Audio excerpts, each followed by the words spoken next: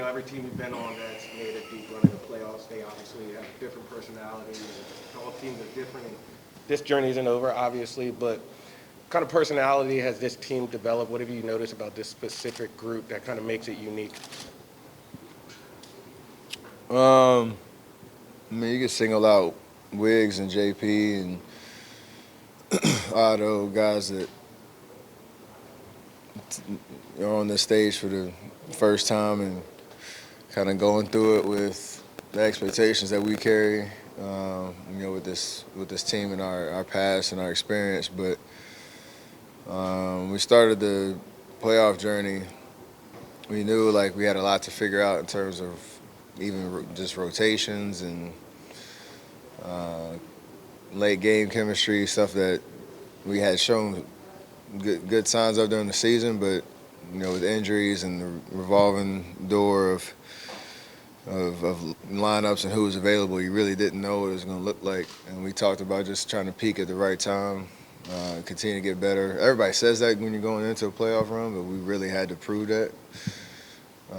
And to get to this point where we are, that is the identity of this team that we've slowly figured it out and gotten better as each game, each series is gone, and we have more opportunity to keep proving that. Do you feel like this is your guys' best stretch of basketball? Just with For sure, because it's obviously magnified by the moment. I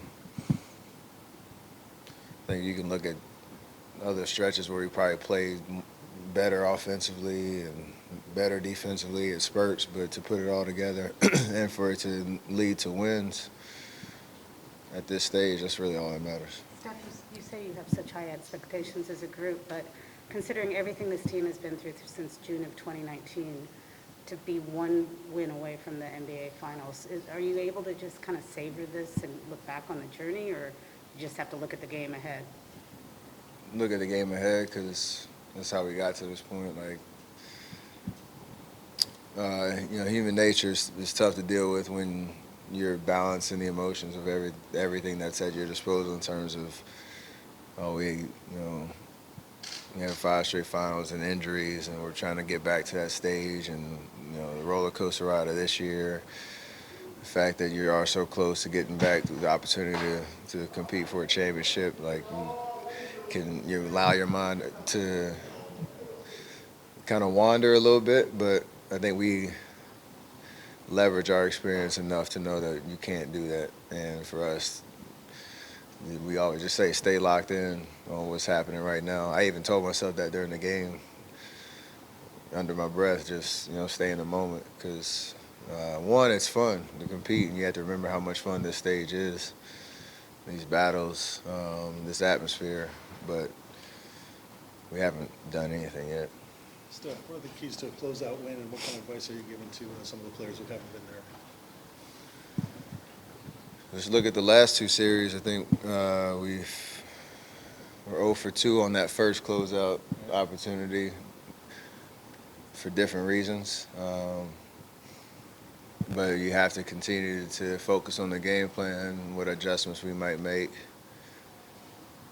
No, we don't have to play a perfect game, but you still have to compete. You can't let your guard down in terms of the little things that matter, like getting 50-50 balls, communicating on defense, taking care of the basketball.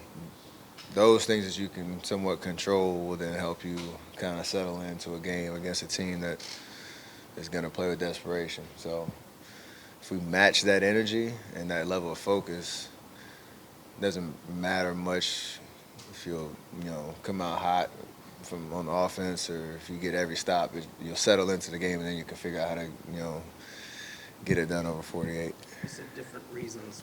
What were they? I mean, obviously there was the big blowout in Memphis, but you said there were different reasons why it didn't work out those 2 games. Yeah, in Denver, we played sloppy in the first half. We were just kind of all over the place and gave them life on top of them playing well. And then they allowed their home crowd to get into it.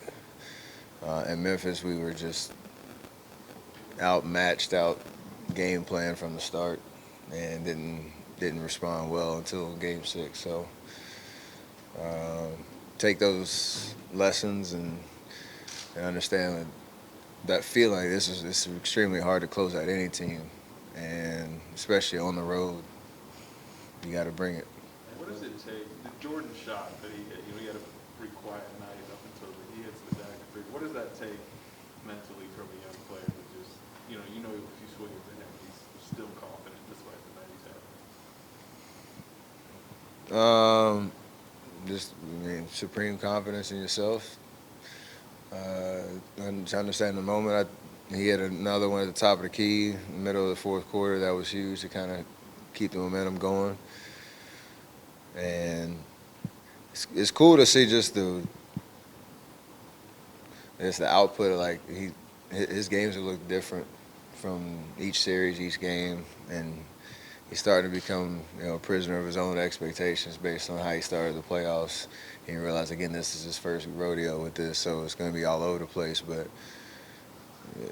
technically, it's an efficient game, 2 for 4, 50%. Everybody wants to shoot 50% from the field, so knock that last one down and get, kind of seal it, because it got kind of scattered at the end, a little sporadic. It was a weird last 3 minutes, so it was a big shot for us. Steph, we've heard about you and Draymond suggesting that Moody should start Game 6, and Moses said that during Game 2 of this series that Draymond was telling him, you're probably coming in, be ready, and Moses even joked that if Draymond didn't want me in, I wouldn't be in. How much appreciation do you have that you and Draymond and I'm sure Andre and others have input, and do you seek it out, or do they mostly come to you? How does that work? It's a little bit of both, depending on the situation. The Loon call was a little bit more aggressive, just in terms of what we feel on the court and the adjustments that Memphis had made in that series. So I felt like it was a necessity to give it a try, and Lou took advantage of that. But any conversation in our history and experience, like, there's definitely give and take in terms of what we see, what we feel as players, what the coaches are responsible for in terms of what the numbers say and their perspective. But good teams hopefully have chemistry and trust that when you get to the point where you make those decisions, you roll with it and you kind of live with the results. You probably understand it doesn't happen like this on every team, right? I don't know. I've only been on one team. Steph, you've been in so many ball games in a row this year. I'm curious, is it when you're that active defensively in that mix, is it fun? Is it tiring? Is it a challenge? Like, how do you view it when you're in the mix of the game like that? Since 2014 probably, the Clipper series, I expect it. So you learn how to approach it mentally in terms of being locked in on both ends, not letting the asserted effort of going at you and on the defensive end affect the way that you can impact the game offensively, getting a little smarter in terms of technique and game plan and all that stuff, consistent effort, and just to compensate. Even if you get scored on from time to time, like, you make whoever it is work. That's the goal. So try to pass on to JP too, knowing you look around the court, you got Loon, Draymond, Wiggs, Clay, big bodies, great defenders. They got to go at somebody, and if we hold our own and take the challenge on, whatever it requires, then usually good things happen. How they attack pick and roll, what they would do, is that unique to what you've seen here, just because of personnel?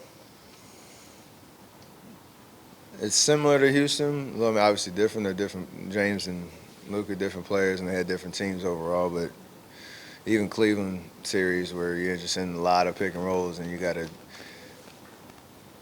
be one step ahead in terms of your effort. Because if you're late, then the size advantage definitely gets you at a disadvantage. If you're early and you're aggressive, usually you can work that to your advantage, and then you have 4 guys behind you to help. So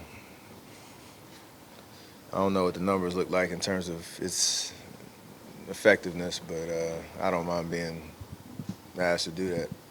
on the defensive end. What do you think makes Moses ready for this moment?